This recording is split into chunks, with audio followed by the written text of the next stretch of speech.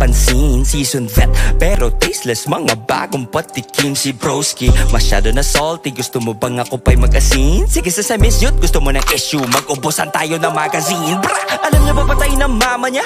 FYI sa nanonood at miss niya o pakiramdam, mamatayan bago makamove on. Inabot ng siyam-siyam, it's hard to grasp na di mo na sila mahahagan. Difference between us though, di ako nagaganyan. Cause I've read somewhere, the best way to keep someone's memory alive is to live in a way that would make them